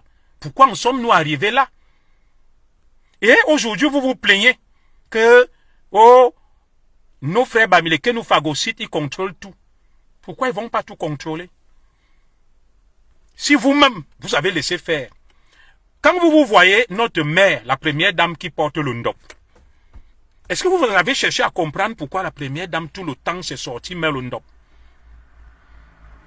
Des hauts dignitaires m'ont appelé, qui sont mécontents de ce qui se passe, que les bêtises s'entretuent, sont méchants, font du mal. Commissaire Zoro lance l'alerte et avertit notre communauté. Et si on ne stoppe pas ça, nous sommes appelés à disparaître. Oui. On prend Eko Maxime, on jette en prison. On prend Amourou Belinga, on jette en prison. On prend mon cadet Bruno Bidjan, on jette... Tout le monde, dès que tu es bêtis maintenant, il devient même dangereux maintenant d'être bêtis. Pas par rapport à nos frères bamileke, non, mais par rapport à l'élite bêtis. Il est plus dangereux actuellement d'être enfant de la forêt ou bêtis. Oui, tu t'exposes plus même que les autres. Parce que ceux qui tiennent les rênes, ce sont les bêtis. Et ils ne veulent pas du progrès de notre communauté. Ils ont fait leur choix. Et leur choix s'appuie sur quoi? Quand tu n'as pas l'argent, celui qui a l'argent achète tout. Oui, les écans ont faim. Ils n'ont rien. Regardez ceux qui vont au Canada. Moi, j'ai plein d'écans qui veulent aller au Canada. Ils n'ont rien, ils ne peuvent pas y aller. Au moment où nos compatriotes bamileke se réunissent, mettent en avant la solidarité. Au moment où les écans se réunissent, mettent en avant la solidarité, les Bamis se réunissent, mettent en avant la solidarité. Un Bamileke qui va aller au Canada, Immigration Canada, la communauté lui prête de l'argent, on lui dit, tu veux combien? 10 millions, on lui donne. On dit, quand tu seras là-bas, tu vas rembourser. Qui peut faire ça chez les écans? Pour tuer les enfants de la forêt? Personne. Mais nous nous plaignons. Nos compatriotes Bamileke se réunissent. Ils envoient leurs enfants à l'étranger. Faire des bonnes filières pétrochimie, droit international. Ils occupent des postes à l'international, Banque mondiale francophonie. Pendant ce temps, nous on est fiers que mon frère là est colonel. Il s'appelle Achama. Mon frère là est commissaire divisionnaire. Il s'appelle Dibango. Et mon frère là est magistrat. Il s'appelle Mbok. Voilà ce qui nous préoccupe. On ne pense pas loin, on ne pense pas à l'avenir. On se contente, n'est-ce pas, du décor, des choses inutiles. Pendant ce temps, les autres occupent des secteurs clés et névralgiques. Ils vont faire de nous demain leurs esclaves. Ils contrôlent les secteurs clés et névralgiques. Ils ont de l'argent. Et je vous dis, celui qui a l'argent contrôle le monde. L'argent, c'est le nerf de la guerre. Tu es gouverneur, tu es sous-préfet. Mon frère Bamileke est milliardaire. Est-ce qu'on mange le poste de sous-préfet? C'est pour ça que vous voyez, on te dit le préfet, l'ancien préfet du Vouri, écrit au directeur des brasseries que la cérémonie qu'il y a chez moi là, j'ai besoin de tant. Ils n'ont rien. Ils ont besoin de l'argent de nos frères Bamileke pour vivre, pour construire des maisons. Alors, vous pensez donc que les hauts dignitaires qui sont au sommet, pourquoi ils ne vont pas brader nos terres? Pourquoi ils ne vont pas donner les marchés à nos compatriotes Bamileke et des postes juteux? Parce qu'ils veulent de l'argent, ils ne pensent qu'à eux. Ils n'ont pas une vision sur le long terme. Oui. Ceux qui nomment là. Je vous avais dit par exemple que les postes de consul s'achètent. Quelqu'un part, il verse 100 millions, on le nomme consul. Alors, vous pensez que celui qui a le pouvoir de nomination, qui est quand vous entendez que tel haut dignitaire a 10 terrains, il a construit des immeubles, il a des maîtresses partout, c'est avec l'argent de quoi? C'est avec l'argent de quoi? C'est l'argent de la corruption. Des gens viennent leur verser de l'argent que nomme-moi à tel poste, ils le nomment et cette personne va récupérer le capital investi à travers la corruption. Un magistrat qui va verser l'argent pour qu'on le nomme procureur à Douala, du TPI où c'est qu'il y a de l'argent, ou un commissaire qui veut être le commandant du port de Douala ou de Kribi, il verse ses 20 millions. Pourquoi vous attendez qu'il ne soit pas corrompu? C'est une corruption systémique. Elle est systémique. Le pays a besoin de réformes structurelles, du changement de paradigme et de mentalité. Il faut un dur à cuire pour redresser ce pays qui a été détruit. Et lorsque nous parlons, des gens se livrent au grand écart, à la courtisanerie. L'homme ne fait pas l'homme, l'homme fait lui-même. Le peu que j'ai ici, je travaille, ma femme travaille, mes 2 enfants aînés commencent déjà à travailler, je me contente de ça. Nous, on a parlé, vous n'avez pas voulu nous écouter, advienne que pourra. Et on verra, on va tous lire l'heure. Quand on parle, vous pensez que c'est parce que j'ai trop la haine ou parce que je souffre trop. Je souffre, mais je ne suis pas le plus souffreté des Camerounais. Et je n'irai pas m'appuyer sur des boucs émissaires pour accuser tel ou tel. Je vous ai dit, la première dame Melondop, vous qui m'interpellez là, est-ce que vous voyez ce que nos frères Bamileke nous font là? Est-ce que vous avez cherché à savoir pourquoi elle ne met que l'Ondop? Pourtant, la première dame est de culture et camp, de parents et camp. Pourquoi elle ne met pas le baume?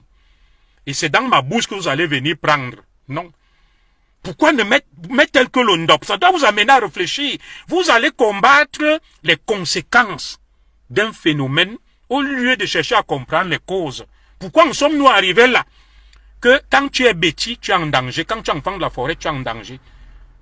Et que, au contraire, quand tu es même un compatriote Bamileke, tu es protégé, tu es craint. Pourquoi? Vous devez vous poser des vraies questions. Au lieu d'être émotif, d'être réactionnaire, réfléchissez. L'élite, et quand elle est dévoyée, elle a perdu tout sens de la réalité et nos valeurs. Cette élite est clochardisée. Cette élite est à la solde de l'élite de nos compatriotes Bamileke qui ont le pouvoir économique et financier et qui achètent tout ce qu'ils veulent et je ne peux pas le leur reprocher. Quand vous venez pleurer là que ouais, l'ambassadeur Ekoumou, je n'ai rien après son excellence Ekoumou. Hein.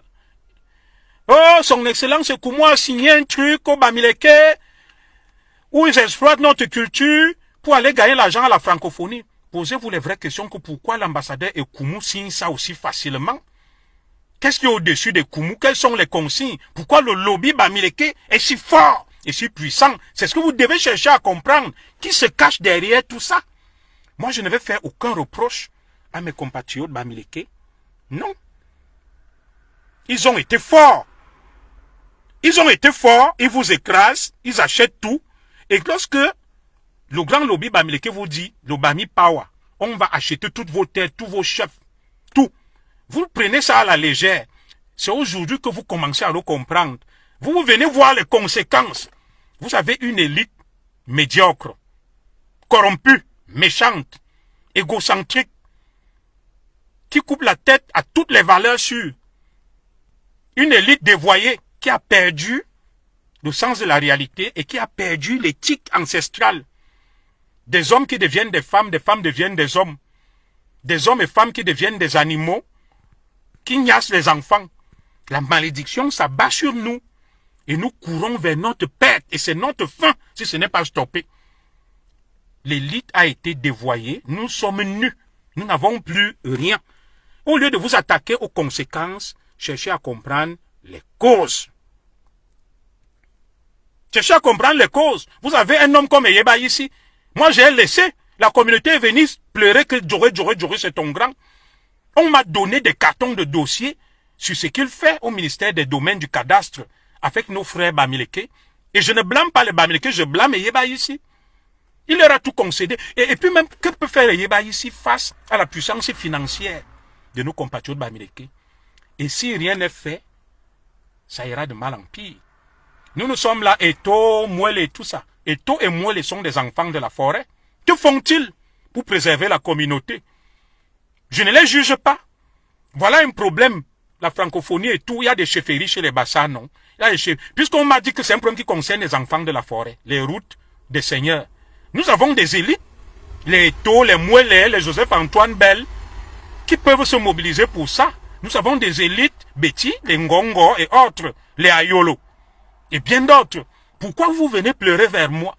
Qu'est-ce que moi je vais faire? Si l'élite qui est là, qui tient les leviers, si l'élite qui a la puissance ne fait rien, qu'est-ce que moi je vais faire face à ça? J'ai parlé, j'ai dénoncé, j'ai été accusé de tout. On m'a collé tous les noms d'oiseaux. Certains se cachent, font la fête, boivent, mangent, veulent que d'autres se sacrifient. Voilà notre problème.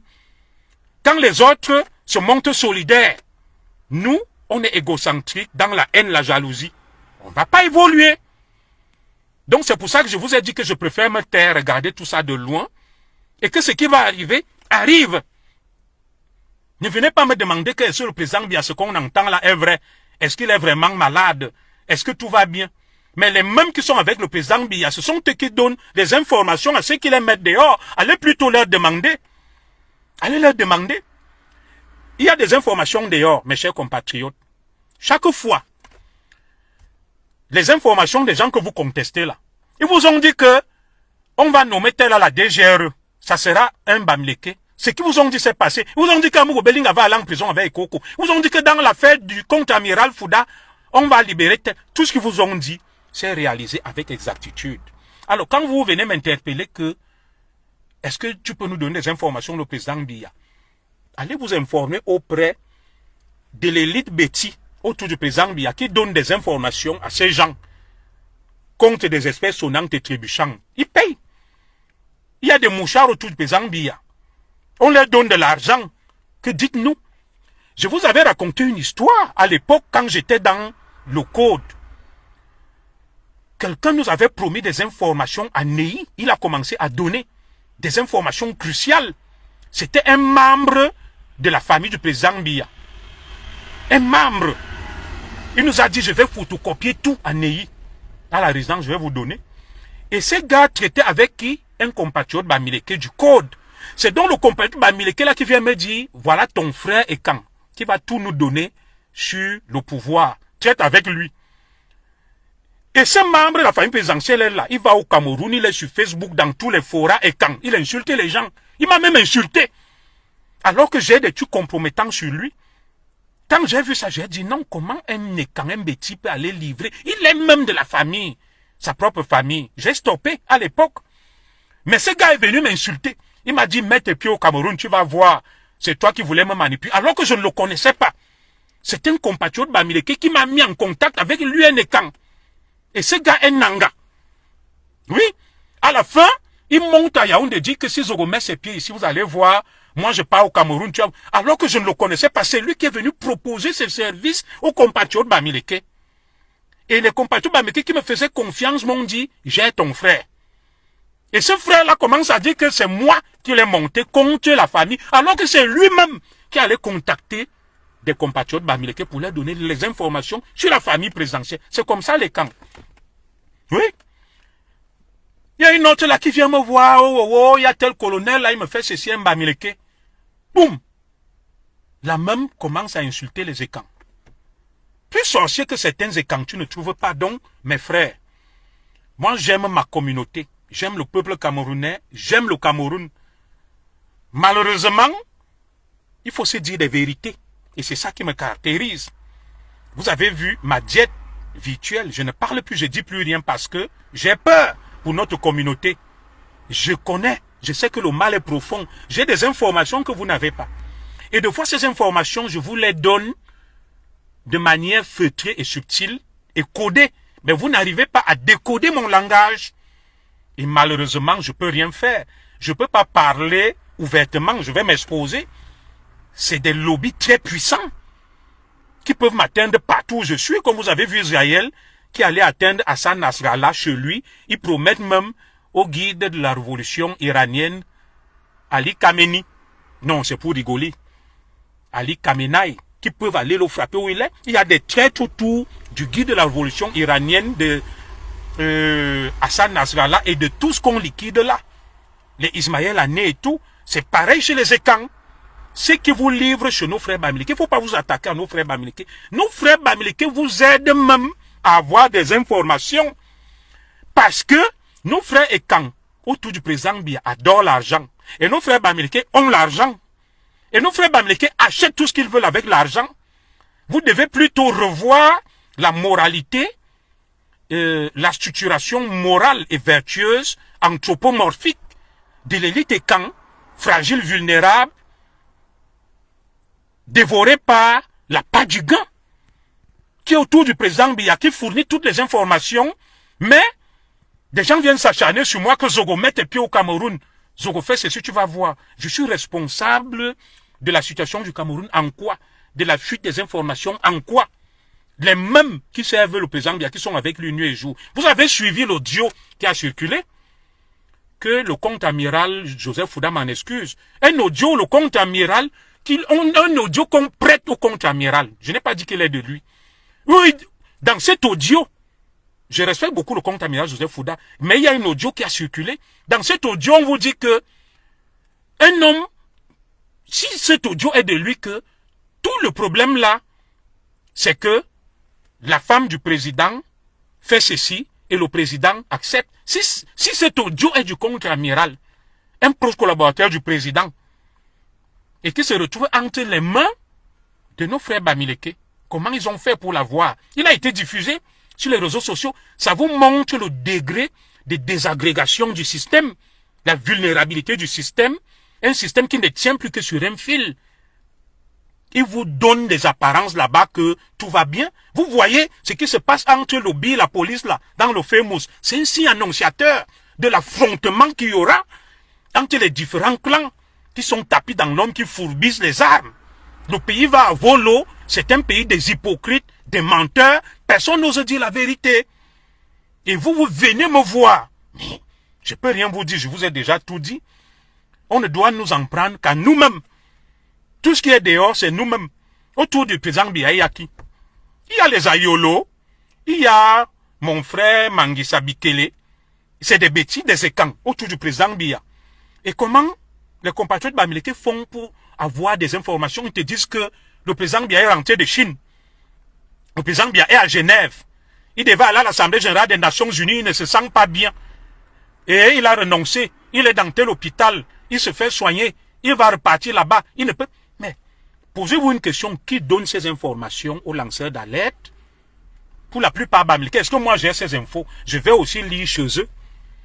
Ça veut dire que des Ekans autour du président Biya, qui passent là avec des vestes, des costumes, vous disent qu'ils sont sérieux, ils aiment le pays, sont des patriotes, ils balancent tout. Quand nos frères Bamileke veulent obtenir une information, ils savent que les Ekans sont friands d'argent, ceux qui sont autour du président Biya. Ils utilisent le point faible. Rendez même plutôt grâce à nos frères Bamileke, qui nous permettent d'avoir beaucoup d'informations. Oui. Vous êtes dans des combats inutiles. C'est pour ça que moi je regarde de loin, je ris. Je parle pas des histoires de l'Africa Foot et autres, des taux, de moelle. C'est la diversion. Pendant ce temps-là, ce temps de diversion-là, les autres sont en train de s'enraciner et vous pleurnichez. Vous pleurnichez. Vous allez pleurer plus que ça. La chute sera brutale, la fin sera atroce. Si nous nous prenons garde, elle sera atroce. Ce qui arrive là, les gars ont déjà tout bazardé, tout vendu, tout livré pour l'argent. Vous savez même où vous êtes. Vous ne savez pas où vous êtes. Je vous dis, nos compatriotes Bamileke sont forts. Ils ont l'argent, la puissance financière. C'est un argent qu'ils ont cherché. Voilà. Et maintenant, ils achètent tout ce qu'ils veulent. Et vous ne pouvez pas leur reprocher ça. Pourquoi le Qatar est respecté et Dubaï? Ils ont le porte-monnaie. Ils achètent tout ce qu'ils veulent. Les clubs là. Le Real de Madrid, le PSG appartiennent à qui? Aux puissances pétrolières du Golfe. Celui qui a l'argent a tout ce qu'il veut. Donc si les Bamileke veulent même nos compatriotes Bamileke, je le dis, quand vous dites même que le pouvoir, la succession des Biya, Frank Biya, bon, vos colonels que je vois là et vos généraux là, nos compatriotes Bamileke ont des milliards. S'ils décident même, ils appellent le B, tout le monde. Ils partagent les milliards. Ils disent que faites ceci, faites cela.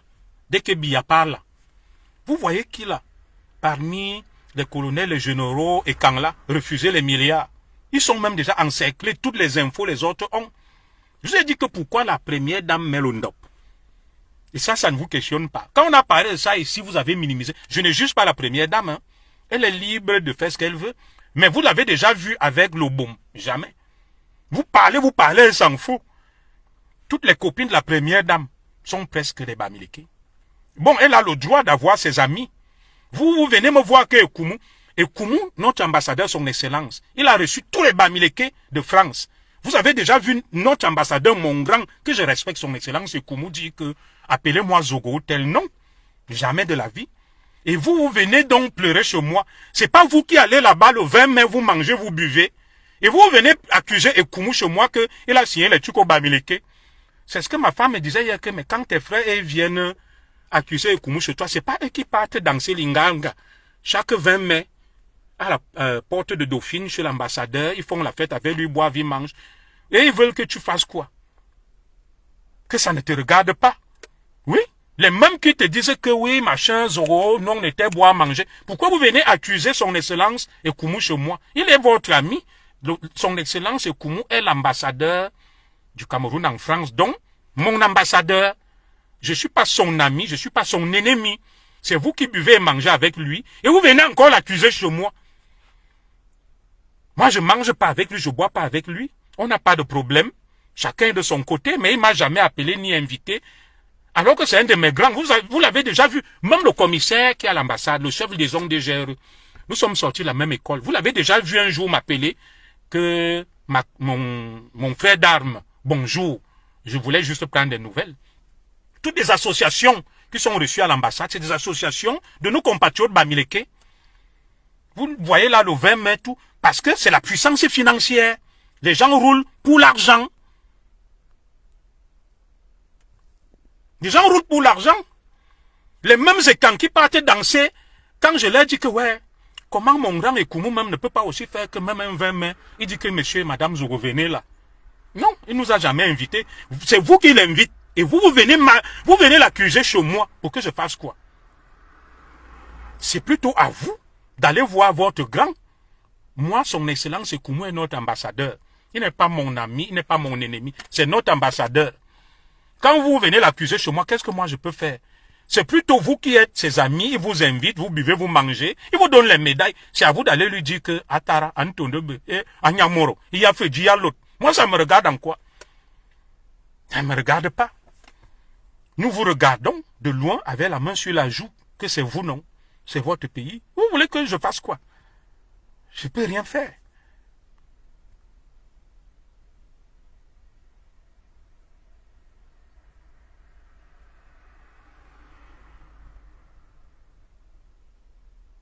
Voilà. Donc, moi, je m'arrête là, mes chers frères. Moi, je m'arrête là. Je vous ai tout dit. De temps à autre, je ferai des petites sorties, respecter ma diète virtuelle, ma prise de distance. Mais chaque fois qu'il y aura un cas que je jugerai assez important, j'interviendrai. Que Dieu bénisse le peuple camerounais, que Dieu bénisse ma communauté Ekan, que Dieu apaise le Cameroun, et nous implorons les mains de nos ancêtres et le grand maître de l'univers pour que sa main d'onction et de bénédiction s'étende sur le Cameroun, afin d'éviter le pire à ce pays que nous aimons et que nous adorons. Nous souhaitons que les choses se passent dans la paix, dans l'amour, et que les Camerounais se réconcilient et qu'ils vivent tranquillement. Mais malheureusement, ce n'est pas l'affaire de Zogo ou de tel, c'est l'affaire de nous tous. Soit nous serons tous embarqués, soit nous serons tous sauvés. Voilà le seul message d'espoir que j'ai pu vous porter. Inch'Allah.